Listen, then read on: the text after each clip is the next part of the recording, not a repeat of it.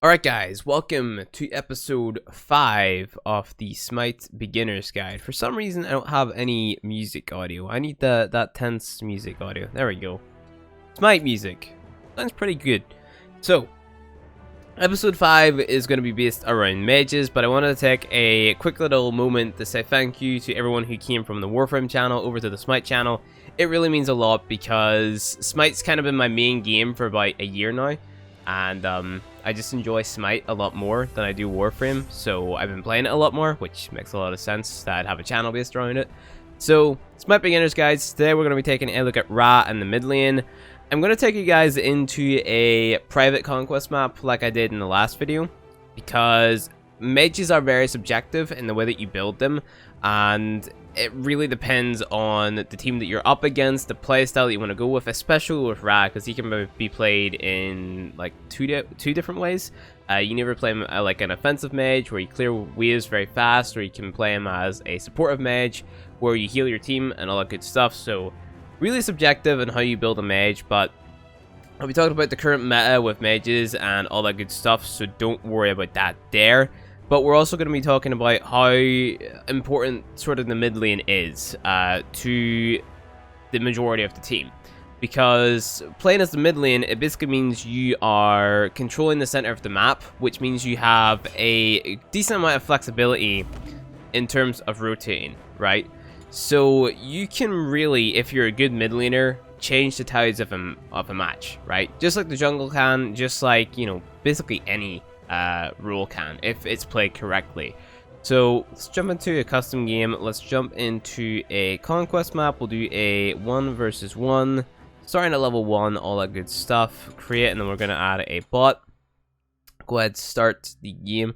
We will add in a Bacchus bot. Actually, no, Bacchus is pretty annoying to play against. Who is not annoying to play against? Let's say Hades. Hades is easy to counter. Yeah, let's play against Hades. Start the game.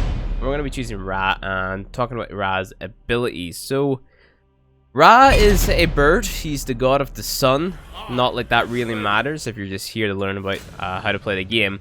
But he's a very flexible mid laner in terms of how you build him, which is bad for a beginning player. Ra is not my favorite mid laner by any means. And same with mid lane. It's probably like my least favorite role as well. I just don't like mid laning because it puts so much pressure on you to sort of I guess keep an eye on everything in the map at the one time. So I don't recommend mid lane as a role to pick up straight away unless you're playing with a group of 5 players all the time in casual. But to begin with, you want to level your 1, and the current meta would be building Sands of Time and Bumba's Mask, or just one of these mage starter items and Bumba's Mask. So the choice of mage starter items you have is Soulstone, Vampiric Shroud, and Sands of Time. Sands of Time is for more sustain. Vampiric Shroud is more of a defensive choice because it's kind of like the death toll of mages, and then Soulstone is more for an aggressive mage. I usually like picking up Soulstone, but Sands of Time is one of the preferred ones because it gives you more sustain, means you can roam and, you know, go ahead and, you know, rotate through all those camps. You have pretty decent clear in lane as well. I almost said in wave. So then you buy your 2 potions for each category, and then you just buy whatever relic. I like Purification so I don't get ganked. So going in the mid lane and looking over Ra's abilities. So his first one is Celestial Beam. And this is basically your wave clear. You put this through the enemy wave, and easy peasy. The wave's gone. Second one is Divine Light. You put like a flashbang around you, basically turning yourself into a human flashbang. You go near them, and people will be slowed and blind if they're looking at you. Third ability is like a radius type thing. You put like a ring on the ground. It'll damage enemies who stand in it, but it'll heal allies who stand in it. And then the fourth is basically just a massive beam that you shoot out of your beak. Pretty cool, right? So as a mid laner, you want to be clearing this wave first, and it's very important to always keep your wave pushed up as a mid laner. More so than other lanes, because it's like you want to keep the most pressure on mid lane as possible. And once your first wave pushed up, you can either, depending on how you're playing, if your jungler's in wave with you to begin with, you can go rotate to the speed camp, or you can rotate to these harpies right here. Now these harpies is like a point of, I want to say contesting, especially with you and the other mid laner. This is why the pro players, or a large majority of the Smite community, are opting to pick up Bumba's Mask as a mid laner, because you're going to be contesting with the enemy mid laner quite a bit. And those who can sort of sustain themselves more, keep themselves in lane, and clear the camp faster than the other, is going to be the better mid laner. They're going to be better off in terms of level, in terms of sustain and lane, in terms of damage output, all that good stuff. So it just makes sense to pick up items and abilities early game, which is going to allow you to clear those camps a lot faster. So, like I said, it's always very important to keep pressure on that mid lane. And it's also important to make sure that you're the mid laner, or the mid laner and jungler who are taking these camps. Now, realistically, you want to be playing it very safe. You want to be making sure that your jungler is with you, helping you secure these mid-harpy camps, right? So, like I mentioned in the previous video, you do want to be, like, rotating with your jungler a lot. The jungler should be your best friend. And you see in the amount of time that it takes me to take one of those camps, the enemy wave is already pushed back out again. So that's why it's very important to make sure that you get those camps down as fast as possible, and make sure that you are the mid laner and jungler who are taking those camps. Once that's done, you just rotate over here to your attack damage camp. You want to take this here. If your jungler started in lane with you, which is something that they can do, especially if, you know, they're playing in the group of, like, let's say 3 or 4 players, they might start in the mid lane with you, and then they might rotate to the speed camp to begin with. I'm just going to ping it right there. So they might rotate there, the clear wave, then rotate the speed camp. That is fine as well, because it's going to give you a decent amount of XP going back in the lane. It'll give you 1 level advantage over the enemy mid laner, of course. So, you know, I'm just going to go ahead and rotate over there, just for the sake of, I guess, taking the camp and showing you, you know, how you take it, really, as Ra. So as Ra, you just want to put your 1 through the wave, or your 1 through the minion camp, and then put your little radius thing down in the ground here. I'm forgetting the name of it already. Solar Blessing. So you just want to put that there on the ground. I'm just going to call them their numbers perspectives, or respective, sorry, because that's how I usually just call the ability. So this is my 1, and so on and so forth, you know. So you want to be leveling your 1 first, especially for clearing the wave. And you want to be backing, I want to say, every, I don't know, maybe 4 minutes. Not every 4 minutes, but to begin with, you know, 4 minutes will give you an ample amount of time to farm up your gold, sort of sustain yourself in lane, and do all that good stuff. So you can go back and you can get the final tier fits. Because if you look at my gold right now, down in the bottom left, I do have enough to actually get that, but that's because everything sort of went ideally for me. So, you know, I'm able to sort of rotate and make that play. So like I said beforehand, the mid laner is in a position where they can really change the tides of a match. Now, Ra is not my favorite mid laner, simply because he lacks what a lot of other mid laners have, such as, you know, very fast, I want to say maneuverability. So they can get around pretty easily. Others have large AoE damage and different things. So, you know, some of the mages make up for what they lack. I feel like Ra, he's kind of like, he just lacks in so many areas. Like, he has his passive basically means, like, if you take a look at the thing above my profile picture there, every time I use an ability, I'm gonna get one of those little balls, and that basically means I'm gonna get extra movement speed every time I use an ability. And whenever that little thing depletes around that, I'm gonna lose one of those little balls, and my movement speed is gonna be reset back to its default. Now, other mid laners would have something like, you know, a teleport. Let's say, for example, on Yanis, or something that speeds them up in some way, shape, or form. Ra has that, and, you know, then he has a heal. So he tries to act as kind of like a utility heal damage deal mid laner, and I just don't like him. He's one of my least favorite mid laners in the game. Plus, like I mentioned, mid lane is probably one of my least favorite rules, because it puts the most pressure on you as a newer player, right? So I tend to move away from Ra, and tend to sort of gravitate towards mid laners who have high area of effect damage, such as Poseidon or Zeus, or, you know, let's say Vulcan even, because their abilities, I feel like they just deal a lot more damage. Because with Ra, you have to be very accurate, you have to be very aware, you have to have your timing right, where other mid laners can just sort of ignore all that and just kind of roam around as usual and kind of just flop their abilities about the place and get some kills, you know, where Ra has to be very precise, has to be very careful, has to time his abilities, has to time where he's going to put his heal down, has to sort of micromanage all of his items and stuff. Where other mid laners, like I said, can just do whatever the heck they want. So that's why Ra is probably one of my least favorite mid laners, but you know, he's still a good mid laner aside from that fact, especially if you have a team built around him. However, if you do have a team built around Ra, he can be easily countered. And what I mean by having a team built around Ra, usually whenever you're building a team around Ra, you're building a team around relying on Ra's third ability, the heal. Now, some players might choose to spec into the heal as a starting ability, so to get the heal over the beam, not at the beginning of the match, but to level up first, because it gives you more sustain in lane, and that's totally fine. But if you're trying to play that aggressive mage, which I would urge you to as a newer player, because it teaches you the importance of kind of pushing the wave up and then rotating your camps, then you want to be leveling your 1. But if you're a more passive player, you want to play safe, then definitely go ahead and level your 3 up first over your 1. That makes a lot more sense. But yeah, you know, it's pretty subjective how you build mages, because there's so many different ways that you can build mages, because they excel at so many different things. Like, for example, Ra has his aggressive playstyle, or he has his healing playstyle.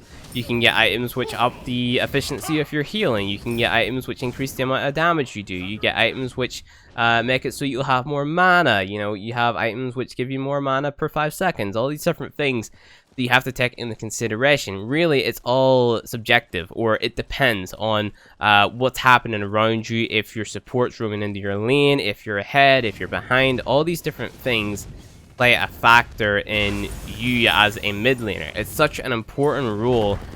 And if I were to recommend a player to take advice from, if you're watching these guys from start to finish and you're really serious about getting better at Smite, then Pretty Prime would probably be my go-to mid laner, simply because like, just watching him perform in the World Championships last year, he was a crazy player. He just, I don't know, he every time he played mid lane, which was all the time in the World Championships, he just went off on one, you know? He was basically the player that made or break every single match, you know? If he got ahead, then it was pretty much GG from that point onwards. He's such an awesome mid laner. But with mid lane, it's all about paying attention to this map, right? So you have so many camps which are in reach around you. So if you just go back in the mid lane here and you pay attention to my map right now, I'm just going to ping a few of the maps which you can rotate to. You can rotate to the speed camp, you can rotate to these 2 mid harpies, you can rotate to this fire camp, you can rotate to the Gold Fury oracles, you can rotate to these 2 back camps, attack damage camp, and you can even roam into the enemy's jungle and do the same camps over there if you're playing aggressive enough and you've outleveled your enemy and pushed them back enough. So, you know, it really depends on how well you're doing, where you're going to roam with a mid laner, and if your team is helping you. I usually like to say that the jungler should be the mid laner's best friend, because if the jungler is doing his job right and the mid laner is doing his job right, then you should be rotating with one another and running in the gank at the same times, right? Like I said, it's super important that you keep that lane pressure on the middle lane, because keeping that lane pressure on the middle lane is stopping the enemy mid laner from going and ganking other lanes, right? So he's stuck at his mid lane, and then he's probably going to call for help from his jungler, because he's struggling to push those waves, right? Because if you're a mid laner and you don't have any of your abilities up, say you are a very aggressive mid laner and you have outfarmed your enemy mid laner, he's gonna be like 1 or 2 levels behind you, and he's gonna have a hard time sort of keeping his abilities up, clearing the waves with his abilities, and you know, just having a hard time pushing his lane, right? So he's going to call on his jungler to come help him out, and that's basically 2 enemies out of a potential team fight right there. So that gives you and your jungler the potential to roam into a lane such as this lane over here and get a kill, right? So it's all about having that map knowledge. It's all about taking the opportunities that you have to push and all that good stuff. Like you can see, we've took 2 towers already. I know that we haven't got any competition, but you know, but because we have those 2 towers pushed up, sorry man, I'm stuttering a lot today, But because we have those 2 towers pushed up and we have a lot of lane pressure in middle lane, we have the flexibility to roam into all these different areas and help out all these different players. And because of that, then we're just going to basically change the tide of the match. And that's how I feel you should be playing as a mid laner, you know? Because if you're keeping your 2 mid towers up and you're just going back in there every so often, as well as picking up your buffs and, you know, doing all that good stuff, having your jungler with you, then you should have a pretty easy time when it comes to roaming and just getting ahead, you know, dealing a lot of damage and all that good stuff.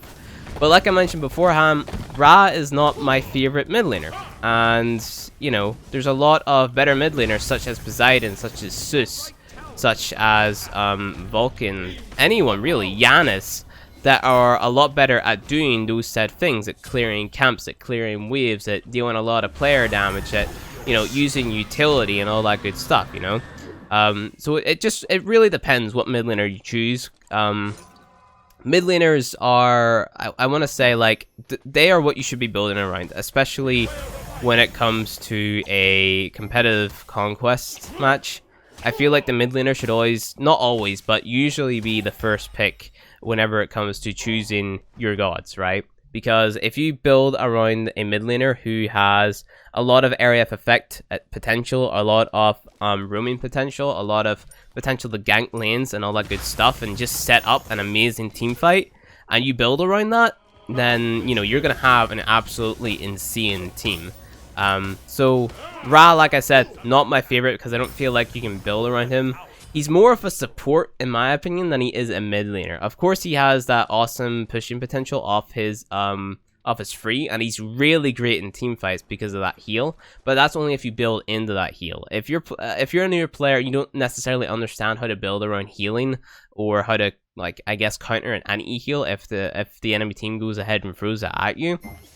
Then you know, you're basically doing yourself a disservice because you're building into something which is, in some way, shape, or form, basically, I don't want to say crippling you, but, you know, you won't be doing as much as you think that you're doing. So, for example, let's type in, it's called, yeah, let's hear one right here, Rod of Asclepius. That's what I want to call it, because I suck at pronouncing these things, but allied gods within 7 units have their healing increased by 10%. It's all about the passive, so you go ahead and pick that up. Any god that's basically near you will have their healing increased, and there's other ones like, go ahead here.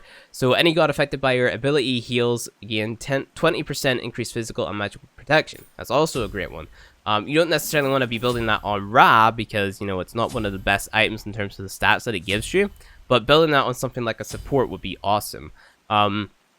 But that's just an example on how you would build for healing on Ra. But if we're going into the more pushy sort of mid laner, we would be talking more things like Obsidian Shard, Rod of Tahuti. You see these items are a lot more expensive. That's because they deal a lot more damage. Obsidian Shard is almost always a must-have. Same with Rod of Tahuti, at least in my opinion. Maybe not always, but in terms of dealing a lot of damage, if that's your main role in the game, to deal a lot of damage, so let's say you're playing a character like Zeus or Poseidon, you want to be picking those 2 items up. Let's say you want to be more sustaining in lane, you want to have more mana, you want to be building an item such as Book of Thoth, which is a stacking item. You permanently gain 10 mana per stack and receive 5 stacks for a god kill, 1 stack for a minion kill. Additionally, 3% of your mana is converted into magical power, so you're getting a lot more mana and you're getting a lot more power from this one item, especially on a god such as Kukulkan, who benefits from more mana because of its passive, right? So mid lane is probably one of the more complicated rules to learn, but I suppose if you're to take a look and break down every single rule in Smite, then every single rule would be as, I want to say, in-depth as the mid laner. It's just the mid laner, I feel, has a lot more pressure in terms of rotating and setting up fights, same as the support or anything else like that there. So I guess that'll be it for this episode. I know I haven't really showed the full potential of Ra and all of his abilities. Actually, we'll do that right now. But, you know, you guys know what this does. It heals or deals damage. This is a slow. You're a flashbang. this is wave clear, and his ultimate actually can go through walls, which is a game changer for newer players, because a newer player isn't going to know that Raz ultimate can go through walls. They're just going to try to put themselves out of position and then use their ability and then potentially get killed because they didn't know that they could just shoot it through a wall and then, you know, retreat back into their lane or anything like that there. So, you know, building a mid laner is super complicated because it relies on solely what you plan to do, what your team is built around, what type of mage you are, so I can't possibly cover it in this one video. However, there is a good guide by a guy known as Jukesloft who has a very good guide on how to sort of build mages, and I'll put a link to that in the description below if you want some more in-depth sort of coverage on how to build a mage after this video. In the next video, we're going to be talking about more about your positioning in the lane and how to sort of look for, I want to say, the potential to get a kill and all those other things, as well as just general rotations, when to rotate, and how to avoid players BMing you and all that good stuff in the next episode. So thank you for watching this episode. If you enjoyed it, don't forget to hit that like button below, and you want to see more Smite content from me, hit subscribe, and I'll see you guys in the next video.